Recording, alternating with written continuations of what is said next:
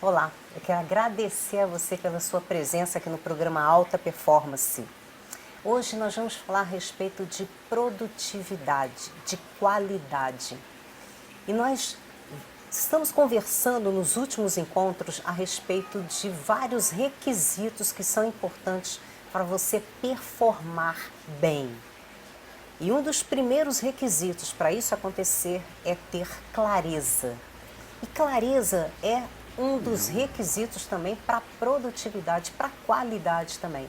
Porque quando você não tem claro exatamente o que você quer fazer, qual o objetivo que você quer, com as suas ações, elas se perdem e você se distrai facilmente.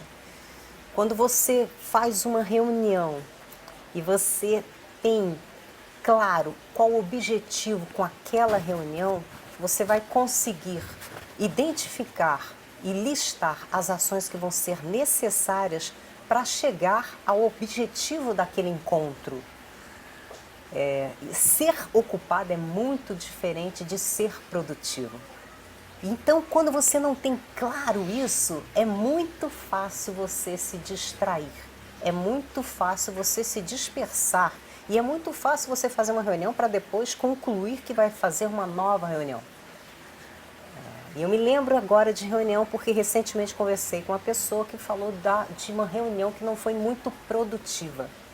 Então, até para você fazer uma reunião, é importante você perceber se tem todas as variáveis necessárias para chegar a um objetivo final daquela reunião. Se tem todas as variáveis, se tem todas as informações, pelo menos as informações que vão ser importantes e necessárias para alcançar uma conclusão com aquela reunião, ela deve acontecer. Se não há, é preciso identificar quais são as ações que serão necessárias para que você consiga ter instrumentos para ter uma reunião realmente eficiente. Então, a clareza em várias outras situações também, ela é primordial. Se você vai estudar para um concurso público e você não sabe exatamente qual concurso que você quer fazer, você vai ter muito mais dificuldades para alcançar um objetivo eficiente, para ter um êxito no seu objetivo. Então, a clareza a respeito do que você quer, aonde você quer chegar, é primordial para que você gere, para você fazer a gestão de todas as demais ações, os rituais, as rotinas que serão necessárias para a produtividade, para que haja produtividade. Quando a gente fala também em produtividade pessoal, existem vários rituais, vários hábitos que são importantes para que você seja mais produtivo. E eu gostaria de falar a respeito disso também, de algumas dicas que eu considero muito importantes para a gente conseguir performar melhor no dia. Algumas pessoas consideram melhor e algumas pesquisas mostram que a gente tem um número de decisões que a gente consegue fazer durante um dia. Por isso, as melhores decisões são importantes. É importante que você tome-as pela manhã, logo no início do dia, as mais difíceis. Porque ao final do dia você já está cansado e o seu poder decisório diminui também. Por isso, algumas pessoas adotam o hábito de programar o seu dia na noite anterior. E começar o dia energizando, buscando ter mais disposição, motivação para concluir as ações do dia. Então, por exemplo, se você começa o seu dia abrindo o seu e-mail, o seu inbox, você está colocando como prioridade e na primeira hora do dia a agenda que não é sua, é a agenda de outras pessoas. Então, começar o dia abrindo as redes sociais, vendo o seu e-mail, é uma das coisas mais improdutivas que você pode fazer. Uma vez que você definiu o que você vai fazer aquele dia que você listou as prioridades para concluir os projetos que você tem e as ações que você precisa adotar para a realização daquele projeto, você precisa dar prioridade a essas ações que são as mais importantes, colocando a sua agenda em primeiro lugar. Para falar sobre produtividade, para falar sobre qualidade, para falar sobre gestão, eu tenho aqui nos estúdios da Vem Ver TV um PhD, um doutor, um professor, um especialista nessa área. Ele é escritor, tem 11 livros publicados, 2 deles são best-seller, um está na 16ª edição, outro na 6ª edição. É um dos autores mais citados, ele é o autor mais citado hoje no Brasil, na área de produtividade e gestão. Foi presidente do INEP, executivo da Getúlio Vargas, professor há muitos anos. Eu tenho a grata satisfação de ter aqui nos estúdios da Vem Ver TV o professor Marcos Vinícius Rodrigues. Muito obrigada pela presença. Eu que agradeço o convite, a oportunidade de estar aqui com vocês, de poder passar um pouco da minha trajetória, da minha experiência, do sucesso e dos fracassos também, porque eles são muito importantes para que você possa realinhar os seus processos. E estou aqui à sua disposição para os seus questionamentos e para apresentar esclarecimentos e algumas, acho que dicas, né, de como atingir essa sonhada produtividade, né? Com bons resultados, com baixos custos. Ótimo. Então, Marcos, eu queria pedir para você começar falando o que é necessário para ser produtivo. Eu acho que até para que os senhores possam decodificar a minha fala, é importante que eu fale um pouquinho da minha formação. Eu sou um engenheiro mecanicista, com origem em eletrônica, telecomunicações, e que depois de assumir uma função executiva, fui buscar o meu mestrado. Ao chegar numa instituição de peso, a Universidade Federal de Minas Gerais, eu cheguei à conclusão que eu não tinha nenhum problema de produtividade, de técnicas de engenharia, e terminei canalizando o meu mestrado para a área comportamental. E fiz o mestrado com foco na psicologia organizacional, o que foi muito bom, porque eu era aquele engenheirão de bancada e de repente se depara com vários conceitos, vários tratados, teorias comportamentais. Isso mudou a minha vida, isso mudou o meu conceito de fazer, mudou o meu conceito de resultados. Continuei minha vida profissional e depois fui fazer meu doutoramento. E escolhi também uma outra área que identifiquei como sendo complementar, a antropologia. Então, eu tomei como foco uma base conceitual na antropologia cultural, através dos ritos, para poder estudar resultados. Ou seja, tanto no meu mestrado, com foco na psicologia, como no meu doutoramento, com foco na antropologia, eu estudei qualidade, eu estudei produtividade. Isso saindo da engenharia, então teve uma visão isso bem fez com que a minha né? visão de qualidade e produtividade seja uma visão mista, né? Interdisciplinar, o que me parece que foi muito positivo para os meus leitores diante do sucesso dos meus livros. Você fez a pergunta e eu terminei perdendo a pergunta diante da introdução. E aí eu falei, você estudando qualidade, produtividade, o que é importante, né? O que é necessário para ser produtivo? Vamos lá. Esse conceito de produtividade é um conceito antigo. É um conceito que na literatura surge no início do século passado. Quando o conceito surge, ele surge dentro de uma visão só mecanicista, né? Isso, estou falando da primeira década do século passado, e acho que muitos de vocês já leram quando o velho Ford criou a sua linha de produção e estabeleceu, com base em conceitos de Taylor, estabeleceu o que ele chamou de resultado, né? A produtividade naquele momento estava relacionado à padronização, à repetição de tarefa, né? Especialização nas tarefas, sem nenhuma preocupação com o lado comportamental, sem nenhuma preocupação com a fadiga, que foi um dos grandes problemas desse conceito do início do século. Logo a seguir, surge... E com a massificação da mais-valia, né? Com a massificação da mais-valia. Logo depois surge todo um estudo, uma análise da área comportamental, é onde vem aí o conhecido fator psicológico na produção, a importância do fator psicológico na produtividade, até chegarmos à Segunda Guerra, que esse é o ponto focal. É realmente onde nós conseguimos reunir todo o conhecimento, seja o conhecimento científico da época, seja o conhecimento do senso comum, né, dentro das indústrias bélicas norte-americanas.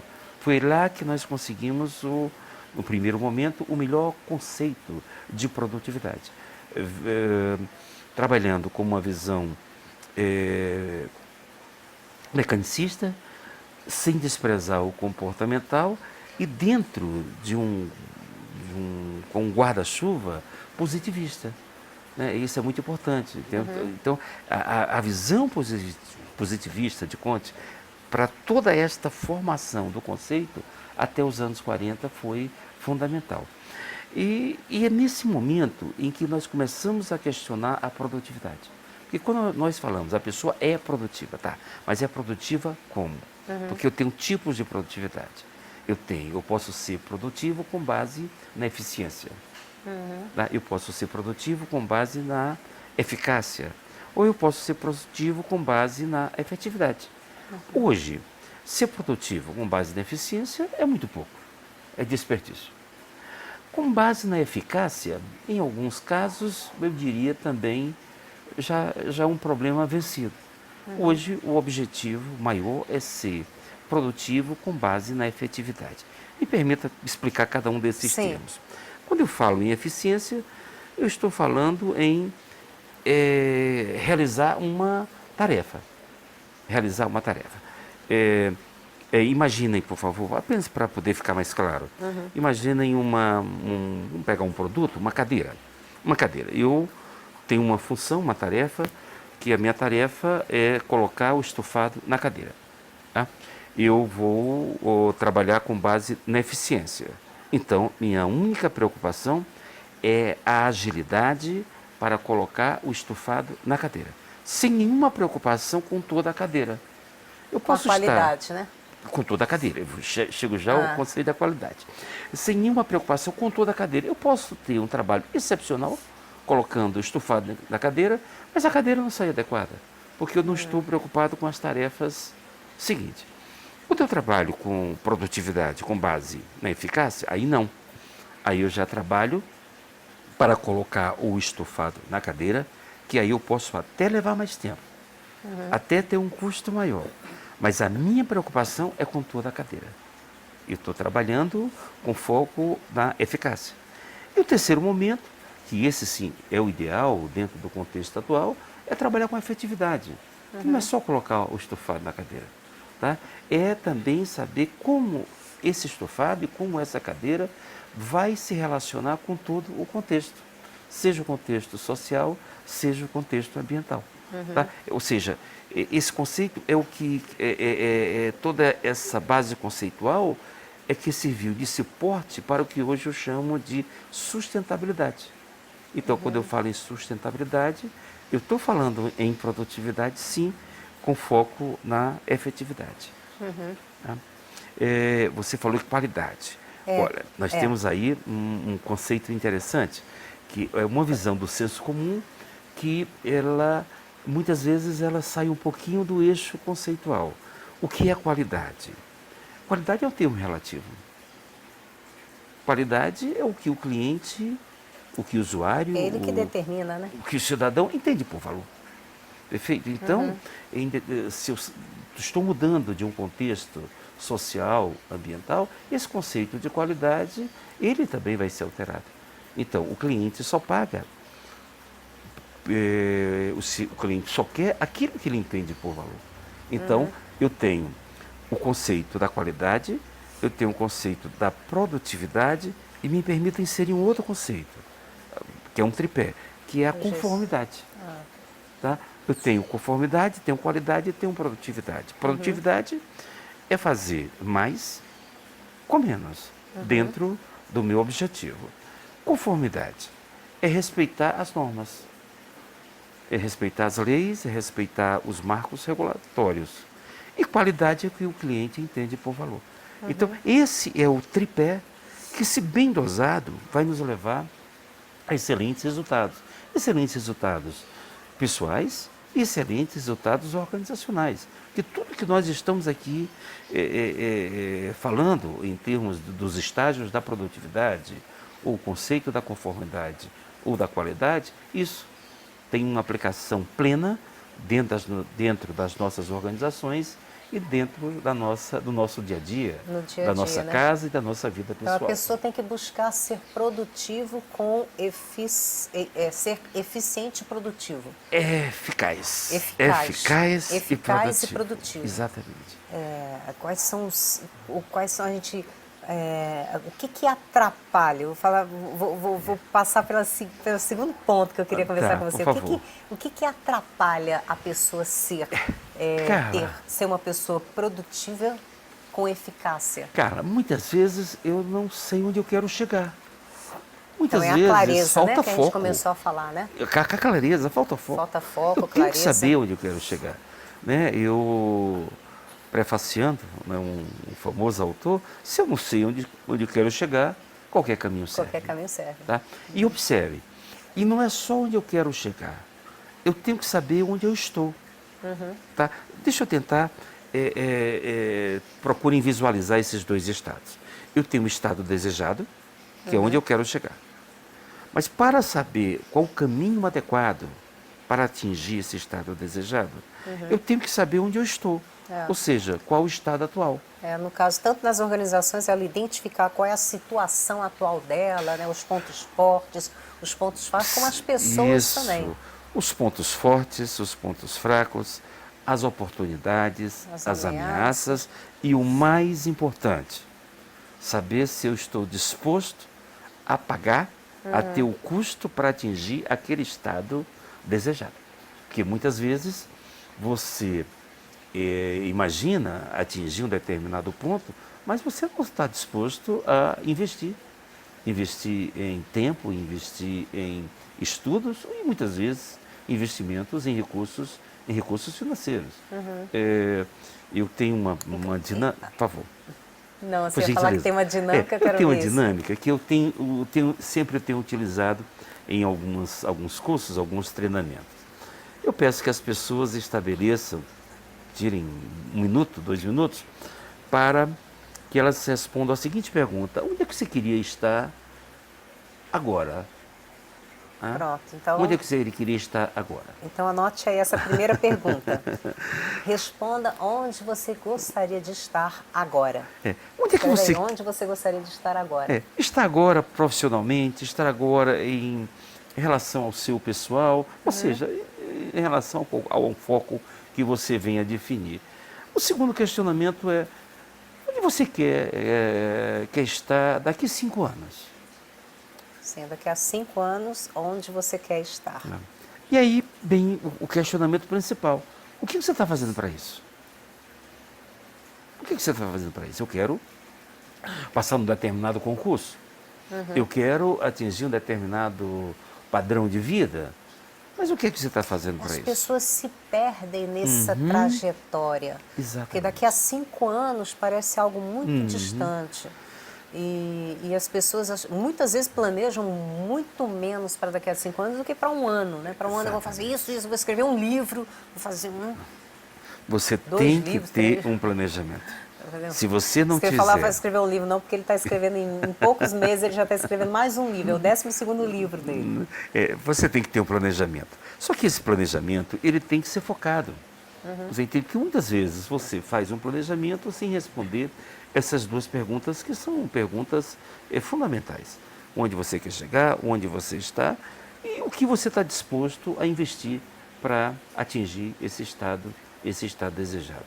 E o que eu observo, Carla, é uma coisa muito complicada, né? Porque eu vou falar da geração, assim, eu acho que muitos dos senhores que estão me assistindo, apesar de ser muito jovem, eu já estou aí na faixa dos 60. E o que eu observo, às vezes, com os meus alunos de MBA, meus alunos de mestrado, é um imediatismo muito grande. Você entende? Eles não planejam, eles não buscam uma base conceitual mínima e querem projetar um futuro que, sem aquela base, não tem condições de atingir. Tá? Então, isso faz com que eles não atinjam resultados. Tá? Ou seja, isso faz com que eles corram muito, tá? Sem um objetivo claro.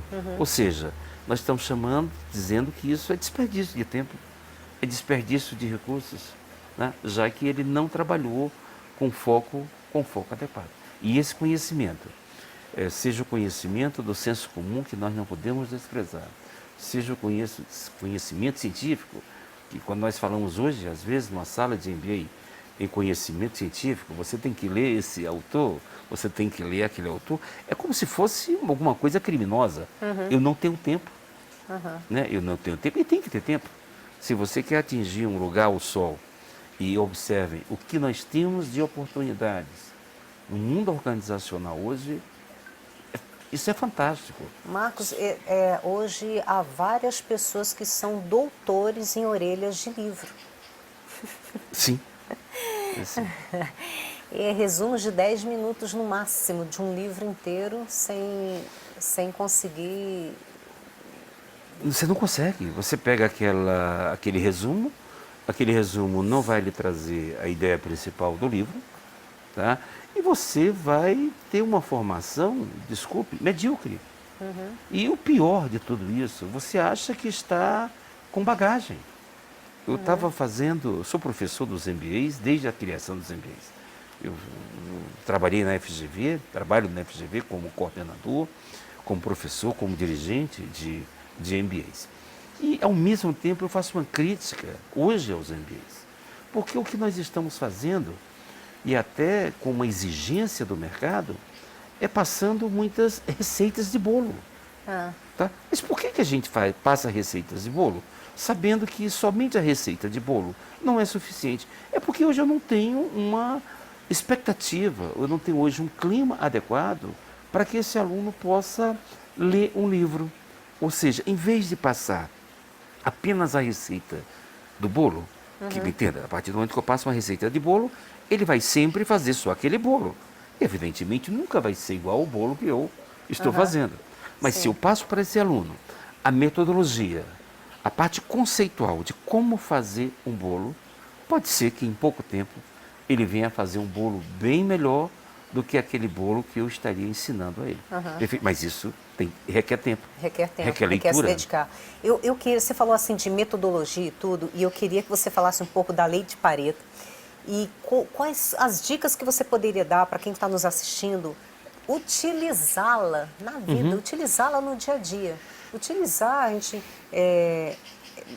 A gente pode utilizar a lei de Pareto nas organizações, utilizar as pessoas que estão assistindo, o que elas podem fazer para ter isso como uma filosofia de vida. Tá. O que seria e como ela identificar quais os 20% que ela tem que investir para ter uma maior produtividade. Deixa eu ir um pouquinho mais além da lei de Pareto, né? A lei de Pareto, ela foi composta por Juran. Não foi Pareto que criou a lei de Pareto. Né? Juran, um grande guru da qualidade dos anos 50, 60, ao ler Pareto, né, um grande economista italiano, Juran propôs a lei de Pareto, uma lei com a relação 20-80, que ficou conhecido como lei de Pareto. Mas a lei de Pareto, ela está inserida num contexto maior. E eu acho que é importante esse contexto maior. Mas só se explicar, porque talvez tenha pessoas que não entendam o que é a lei de Pareto. A lei de Pareto é uma lei que estabelece que 20% das causas são responsáveis por 80% dos problemas. Não é uma lei matemática, mas isso é uma tendência natural. Seja na engenharia, seja na medicina, seja na área financeira, no caso da curva ABC. Até para exemplificar em algumas coisas, talvez 20% dos seus clientes são os que dão 80% do resultado de venda. 20% do seu esforço em leitura e tudo, é o que dá os 80% do resultado como um aluno. Então, a ideia é que esses 20% é que Isso ajuda a geralmente dão focar. esses 80% do resultado. Eu acredito que que isso deve acontecer muito porque as pessoas se dispersam muito. Elas focam, até quando elas estudam, por exemplo, as pessoas que estudam para concurso público. Há pessoas que são profissionais de concurso público. Né? Eles só fazem, o que você faz? Eu não faço mais nada, só estudo concurso público. E muitas vezes já saíram pesquisas mostrando que as pessoas que passaram em primeiro lugar nos principais concursos não eram pessoas que só estudavam. Eram pessoas que trabalhavam, que faziam academia e estudavam numa faculdade e tudo, e ainda estudavam para concurso. Sim. Então, aquele tempo que ela se dedicava ao concurso era completamente centrada, focada, e o resultado em primeiro lugar. Todas as pessoas, eles fizeram uma lista das pessoas que ficaram em primeiro lugar nos concursos públicos, todas trabalhavam também, além de estudar. Provavelmente Então, essas pessoas tinham métodos. tinha um método. Tá? Aí, agora você falou Você assim... entendeu? Aham, Tinham métodos. sim. E essas pessoas tinham o conceito do que é prioritário. Tá? Porque quando o Pareto fala 20-80, ele está focando exatamente no que é prioritário. No que é prioritário estudar, no que é prioritário ler, no que é prioritário fazer. Seria a ideia do primeiro mais importante, first things first? Sim, primeiras exatamente. coisas primeiro, né? Primeiras coisas mais importantes, que é a proposta de Stephen Covey, né? Agora, o que eu estava ali colocando é o seguinte, porque para chegar bem a Pareto, é muito importante que os senhores conheçam, e é uma coisa muito fácil, um ciclo que foi criado nos anos 30 e que hoje, quando eu participo de uma reunião, a primeira coisa que eu faço, estando em reunião de qualquer, eu ao lado da folha eu boto um ciclo, que é o ciclo do PDCA. Porque em qualquer momento você está em um dos quadrantes desse ciclo. Esse ciclo do PDCA, com 4 quadrantes, um significa planejar, outro, o D, do, fazer, o C, checar e o A, agir corretivamente. Perfeito. Então, nós estamos aqui agora... Planejar, fazer, checar e agir corretivamente. Nós estamos aqui agora nessa entrevista. Houve um planejamento. Nós estamos aqui agora executando. O ideal seria, após a entrevista, vamos checar. Porque, me entenda, qualquer processo pode ser melhorado. Sim.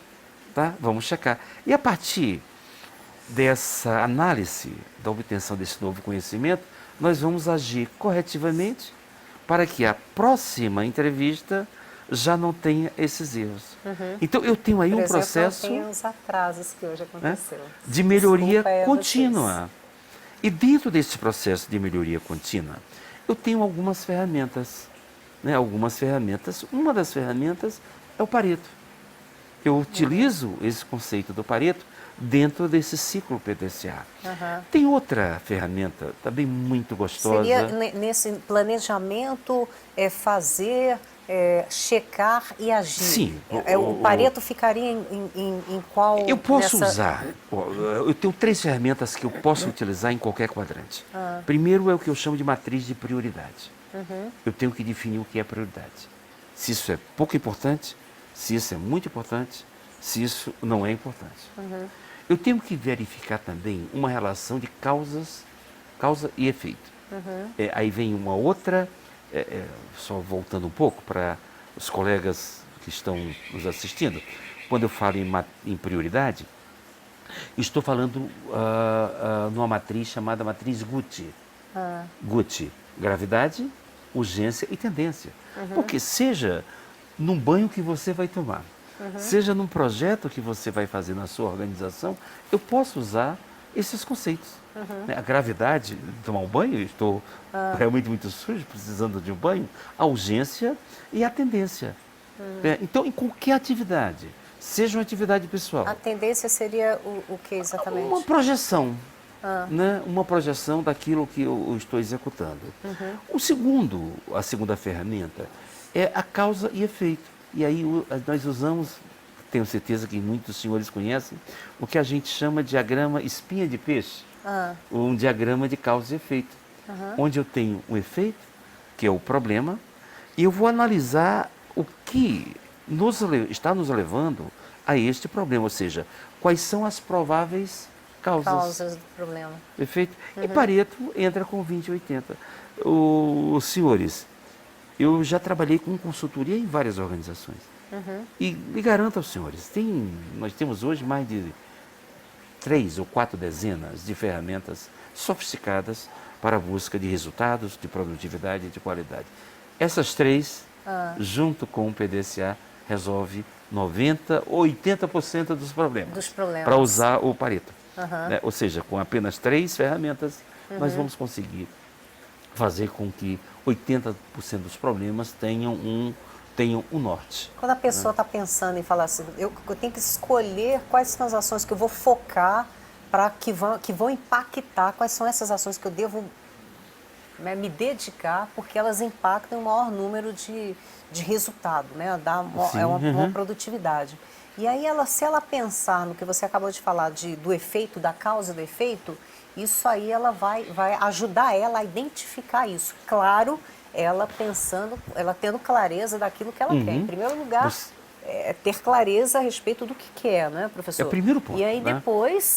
depois ela pode usar essa ferramenta pensando, qual é o efeito que eu quero, o que pode causar aquele efeito, e aí eu vou planejar, eu vou fazer, eu vou checar e eu vou corrigir as ações. Acho que, se você me permitir, ficaria muito claro. Vamos tentar colocar isso numa ordem, numa sequência lógica. Primeiro passo, eu preciso saber onde eu quero chegar, tá certo? Ou seja, definir estado atual e definir estado desejado.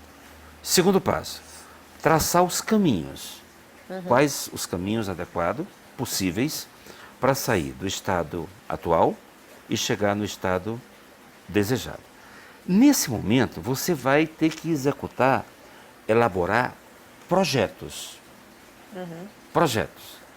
Um projeto é um evento único. O que é um projeto? Eu quero fazer uma viagem. Eu quero fazer uma viagem a Minas Gerais, a Belo Horizonte. Então, vou fazer esse projeto. Dentro desse projeto, eu tenho diversos processos. O processo são as atividades.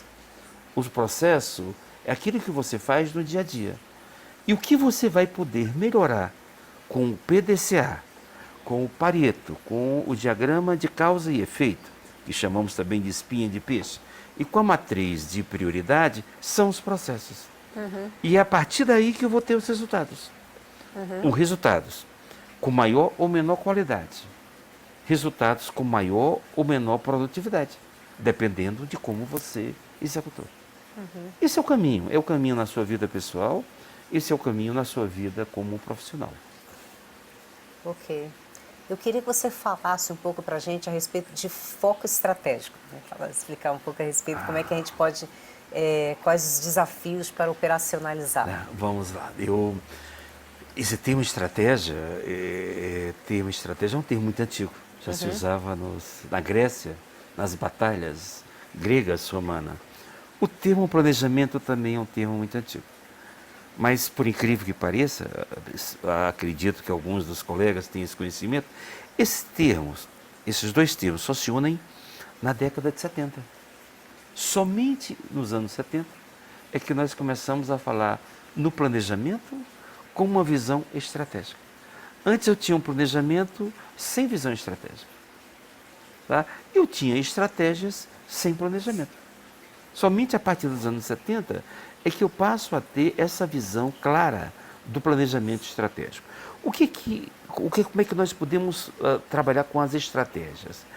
Eu penso que o termo que você usou, pontos fracos, pontos fortes, oportunidades e ameaças, que isso é um modelo chamado análise SWOT, de um grande autor chamado Potter. É exatamente esse conceito de ambiente que nós passamos a nos preocupar a partir dos anos 70, tá? É que faz com que as organizações, faz com que os governos busquem um planejamento estratégico. Deixa eu voltar um pouquinho na história, que é importante. Nós tivemos até a década de 30 um mundo muito parado. Com 30 nós tivemos um ponto de inflexão que é a Grande Depressão, o mundo começa a se movimentar. Esse movimento, né, nos leva a uma Segunda Guerra, porque o foco da Segunda Guerra principal, alguns historiadores colocam que foi o próprio surgimento do nazismo foi uma consequência da Grande Depressão, né, dos efeitos da Grande Depressão na Alemanha. Vem a Segunda Guerra, o mundo, com exceção dos Estados Unidos, o mundo é produtivo destruído. A década de 50 é uma década passiva, com uma guerra fria, latente, ainda não tão explícita, apesar da Guerra das Coreias em 53, e vem os anos 60. Essa década de 60 é a década que tem que ser estudada, que é uma década fantástica, porque é uma década onde é aí que a sociedade acorda. É aí que eu tenho todos os movimentos, seja o movimento da contracultura, que pode ser decodificado, né, como a segunda Revolução Francesa, o movimento dos hippies, os direitos humanos, as mulheres querendo os seus direitos maiores. Ou seja, então é nessa década onde a população, não só do Ocidente, também, mas de todo mundo, ela acorda. E a partir daí, há alguns conceitos que não eram permitidos, algumas coisas que eram o que era permitido, o que era proibido, nós passamos a ter um questionamento. Né? Quando, resgatando aí os clássicos, nós começamos a questionar o sagrado e o profano na mesma mesa. Tá? Ou seja, isso induz as organizações em todo um contexto de crise energética, crise bélica, né? Nos anos 60 que ocorre aquele momento perigoso, complicado, dos 13 dias que abalaram o mundo. Vai ter um filme, assista esse filme que é fantástico, que vocês vão entender um pouquinho mais a década de 60. Então, nós entramos a partir da década de 70 com um novo conceito de organização, com um novo conceito de indivíduo. Perfeito? Então, toda essa evolução que nós vivemos hoje, tanto a revolução profissional, a revolução da mulher, que hoje vocês que têm o poder, né? Nós homens já nos conscientizamos que vocês são a mulher, o sexo forte, nós apenas seguimos vocês. Então, tudo isso nasce nesse momento. Você tem que ficar mais um papel decisório. Tudo isso nasce nesse momento. E o mundo muda. E o mundo muda. Então, nós estamos entrando numa geração, vivemos hoje um momento de conceitos totalmente diferenciados, seja em relação às práticas organizacionais, seja em relação aos costumes, os valores individuais, né? E estamos aprendendo. Né? E estamos aprendendo. Então, dentro desse novo mundo, tá? O conceito de produtividade passa a ser dinâmico, passa a ser perseguido como uma força maior. Tá? E eu tenho um lema que eu gosto de usar. Alguns vão vencer, muitos não. E isso é saudável. Né? Isso é muito saudável, porque eu vejo que os que vão vencer é aqueles que estão se preparando. Que muitos não estão se preparando. Os que estão pagando preço, né? É o que estão pagando um preço. Você disse uma coisa interessante. Alguém pode estar lá se matando de estudar, ou se matando de trabalhar, mas sem foco, sem objetivo. O resultado não vai ser um resultado adequado. É verdade. Eu queria que você falasse para a gente um pouco de organização de agenda, mas espera aí que eu quero cumprimentar um pouco o pessoal que está aqui nas redes sociais. Você que está aqui pode mandar também pelo chat do canal. Pergunta aqui o professor Marcos. E eu quero cumprimentar o Elber Ribeiro, Luiz Gonzaga, o pessoal que está aqui assistindo, José Carlos, Albenês, Igor Moraes, Marcos Rosa, Jefferson Pacheco, Miloa Morad, Igor Richelli, Atílio Guiose, Giovanni Souza, Rony Vitor, Israel Leles, César Zago, Antônio Ouripe, Silvia Cristina, Marcos Antônio Nobre. Obrigada aí pela presença de vocês. Hoje nós estamos conversando a respeito de produtividade. O que você pode fazer para aumentar a sua produtividade? E uma das coisas que são muito importantes é conseguir organizar a agenda.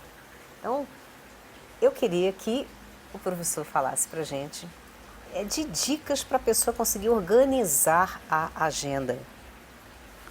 É importante dizer que o dia tem 24 horas, que você precisa dormir um sono saudável em torno de 6 a 8 horas, né? E que você também precisa se alimentar. Então, se você for verificar tudo isso, vai sobrar um tempo Bem menor, né? bem menor. E você precisa, dentro desse tempo, saber o que é importante. Tá? Saber o que é importante. O importante não é só você pegar o seu carro, o seu metrô, o seu ônibus e correr para o trabalho. Eu queria que você falasse para a gente como é que você organiza a sua agenda. Porque Eu vou aí falar. acho que a gente vai aprender muito com a organização Eu vou falar da agenda sobre dele. isso. Porque E- até quando ele vai viajar, eu fiquei sabendo aqui, conversando aqui, que ele já sabe o roteiro para, né, para aproveitar melhor a viagem. Então, assim, Não quer dizer que não possam acontecer coisas, Tem, né? tem imprevistos, Imprevistos. E, não, eu vou fazer isso não, vou fazer o outro roteiro. Mas você sabendo que você tem um roteiro, você consegue tem aproveitar melhor. imprevisto. Então você precisa estabelecer quais são as ações, primeiro o que é que você quer a longo prazo, a médio prazo, e é isso que vai definir o que você vai fazer naquele dia. Tá? O que você vai fazer naquele dia tem que estar relacionado com um planejamento maior. Né? E eu gosto muito de utilizar o que é importante, o que não é tão importante e o que não é importante. Tá? Então você começa Eu a... adoro essa matriz. Que é isso é importante, vital. urgente, importante, não urgente. Isso. Não importante e urgente, né? Então muitas vezes Não você tem que importante, não sacrificar um compromisso social, você tem que sacrificar uma viagem, você tem que sacrificar um final de semana. Eu costumo dizer para... Desculpa, mas você escreve na sua agenda, se você coloca num papel o que é importante, urgente... Escrevo. Você escreve isso? Escrevo. Bacana. Eu escrevo. Você pediu para falar da agenda. Estou agora concluindo um livro. Estou concluindo um livro. E eu faço um cronograma do livro. Eu preciso chegar em tal ponto, em tal dia. Em tal dia. Esse era o próximo tema, mas eu já quero que ele mostre pra gente, assim, porque é uma coisa que é bem interessante, né? Como planejar a escrita de Ontem, por exemplo, a me escrita permita um de um exemplo livro. pessoal. Ontem eu tive um evento social e eu não consegui cumprir o meu cronograma. Então hoje eu coloquei meu despertador para 1 hora e meia antes para poder cumprir. Porque se eu não faço isso, eu vou começar a acumular tarefas. Sim. E eu vou criar uma bola de neve. Então você tem Então que você acabou resolver dormindo menos hoje? menos, mas eu estou com a minha agenda em dia. Tá? Agora um detalhe, você não está com sono? Não, eu estou satisfeito, observe, porque eu estou com a minha agenda Sim, em dia. isso é Se a eu não satisfação de estivesse realização.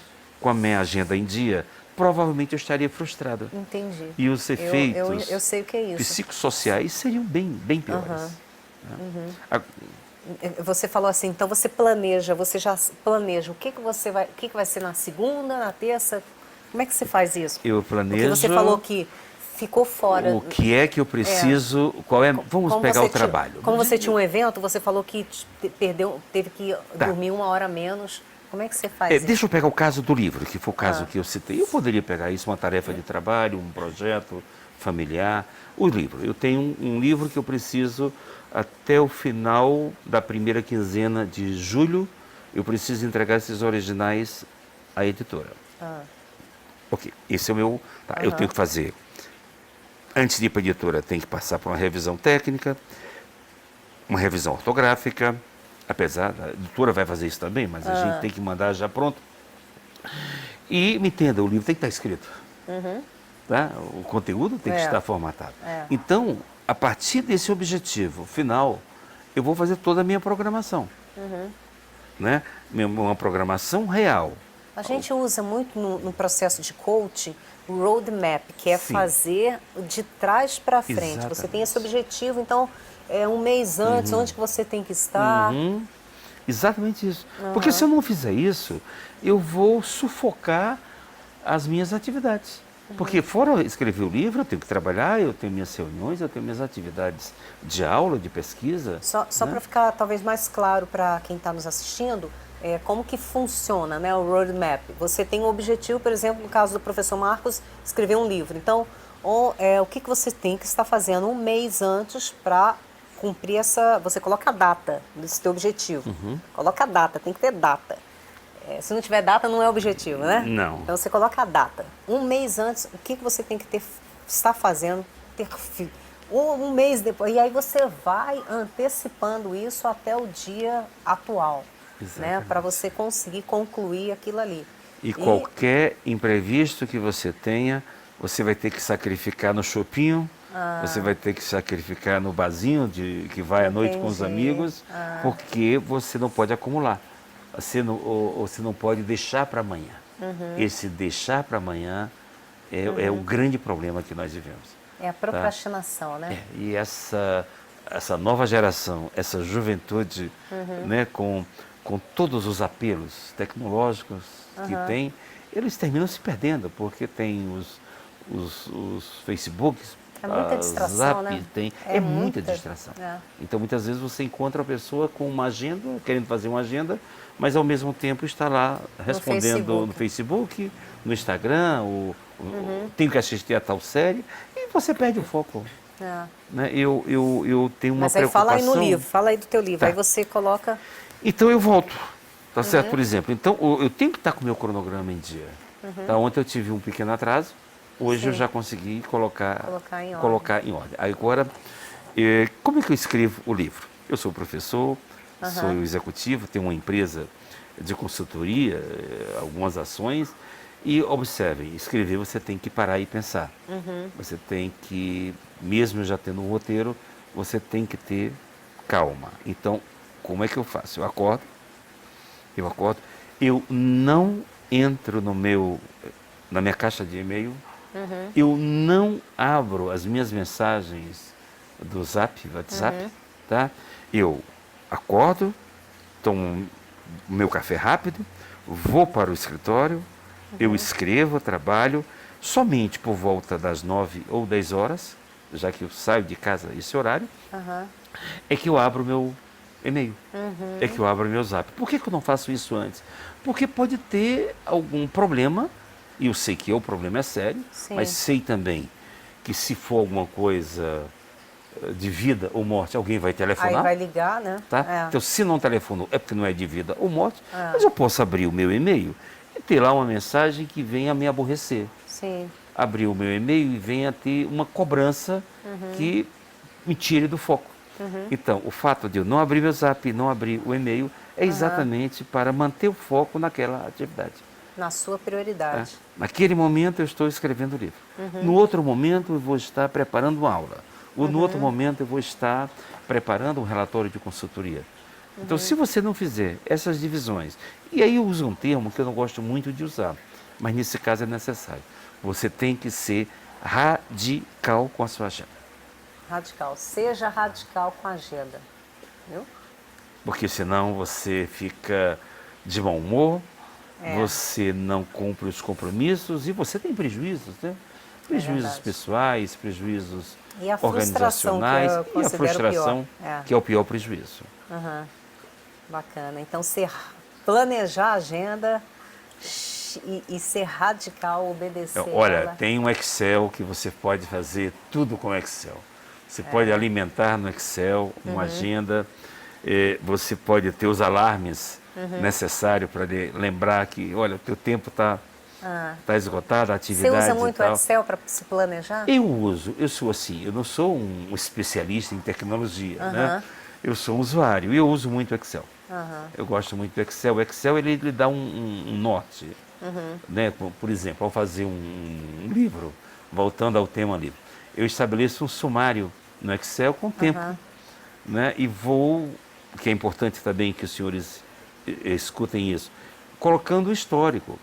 Porque alguns planejamentos que quando nós fazemos no primeiro momento, acaba o nosso tempo. Nós fazemos de forma não adequada, né? Então nós vamos aprendendo para poder alimentar no próximo momento isso de forma adequada.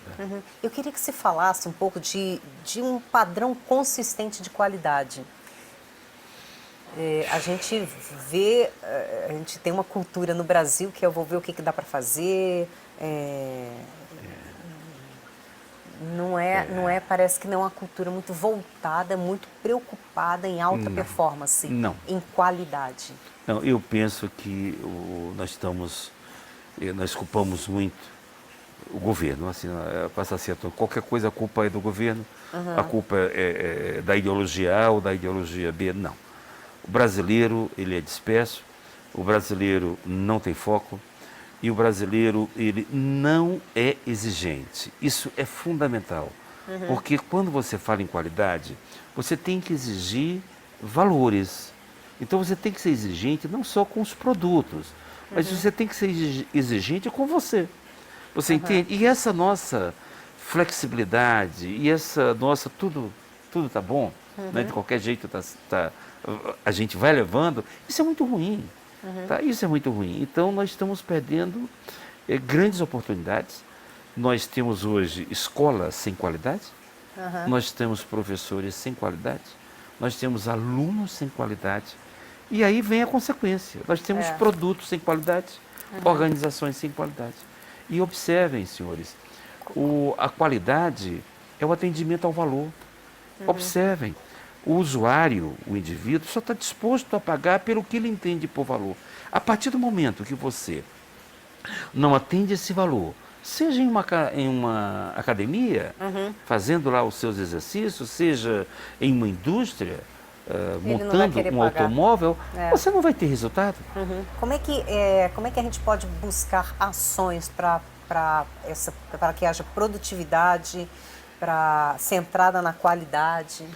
Eu não vejo, Carla, outra saída a não ser a leitura. Dizem aí, eu li um texto muito tempo atrás, que os japoneses estariam inventando um chip para colocar aqui próximo à cabeça do indivíduo e que aquele chip traria um livro já montado, uma gama de informações. Mas enquanto isso não for feito, você vai ter que ler. Estudar. Você vai ter que estudar. Qual o segredo, professor, o segredo para equipes de alta performance, equipes de qualidade? Olha, hoje eu tenho preocupações quanto a isso.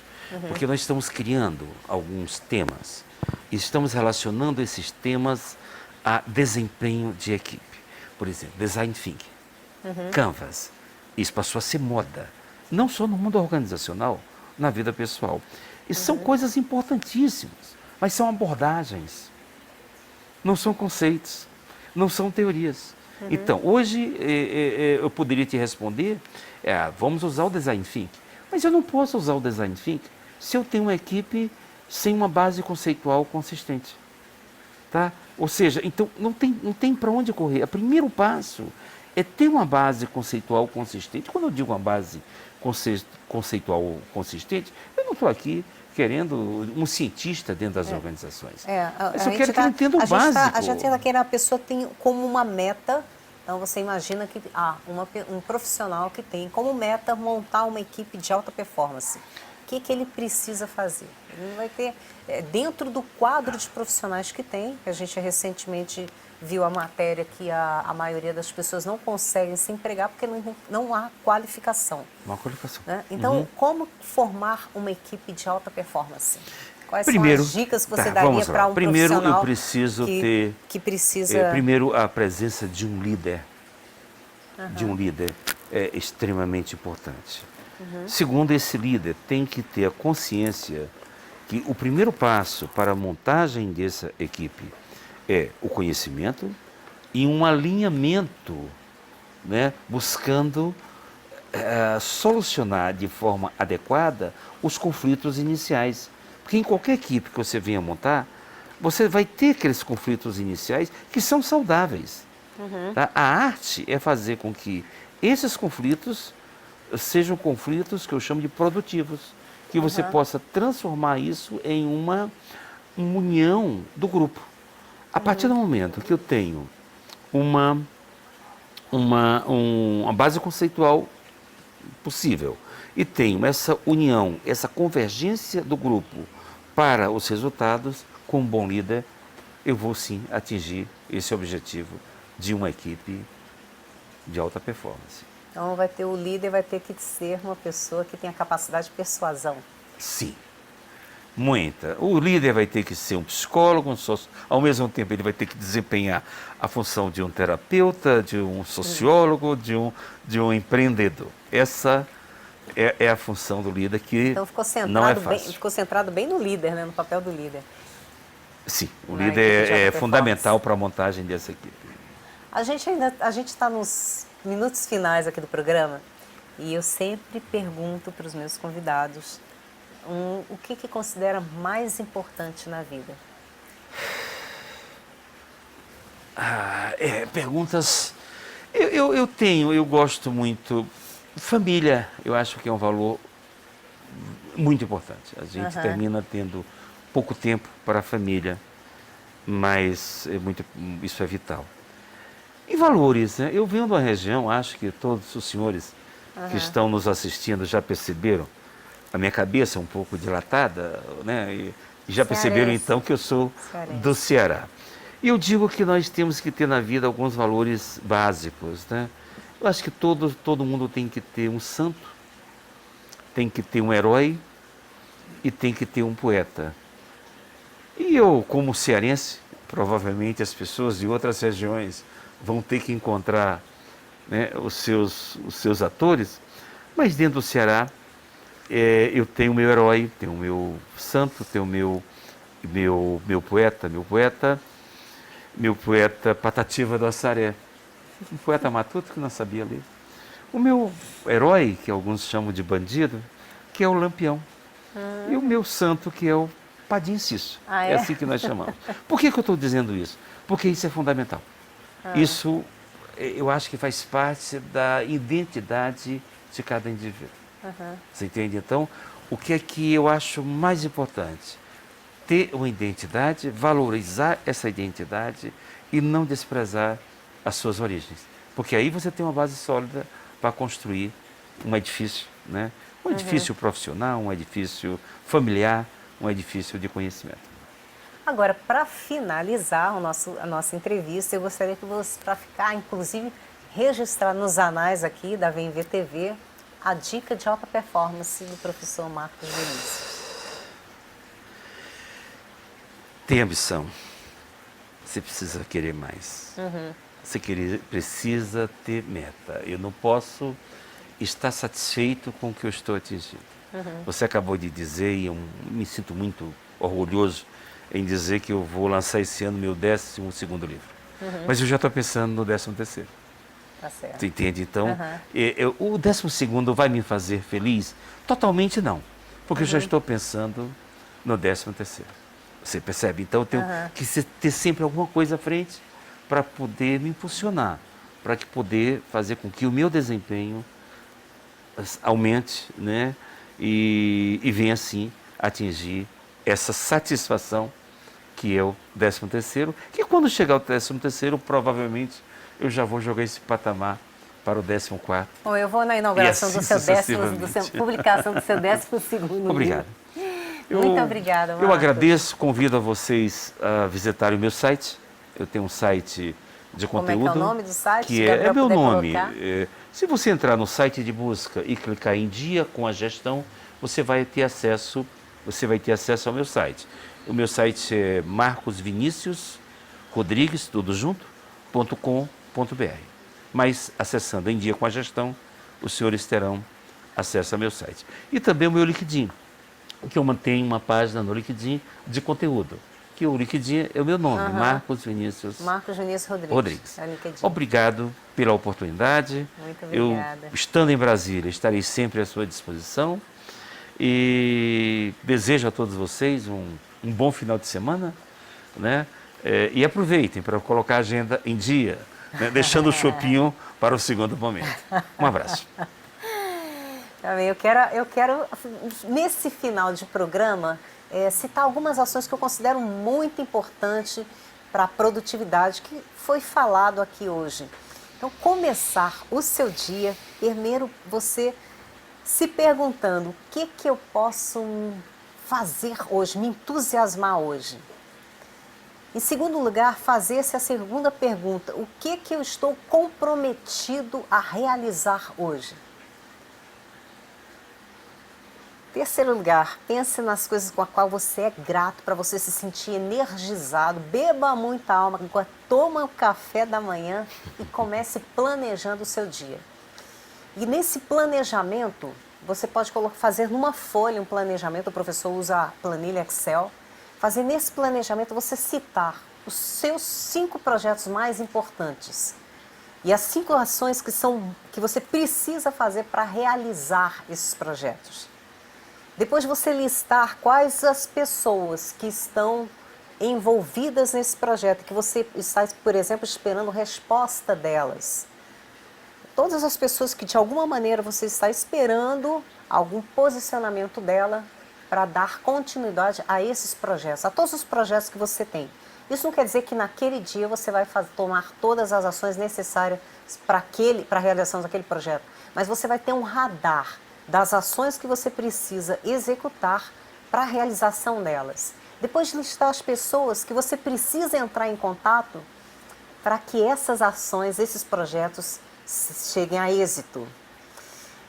Em segundo lugar, você colocar uma lista de prioridades. E essas são as prioridades que você vai se dedicar naquele dia. E você fazer como o professor Marcos, você não abrir o seu inbox, não entrar nas suas redes sociais antes de se dedicar a essas prioridades. Então comece o seu dia dedicando-se a você. Eu agradeço a você pela sua audiência e a gente se encontra na próxima semana, sexta-feira, às 4 horas da tarde. Hoje teve um pequeno atraso por causa da programação aqui que se estendeu mais. Obrigada, até sexta.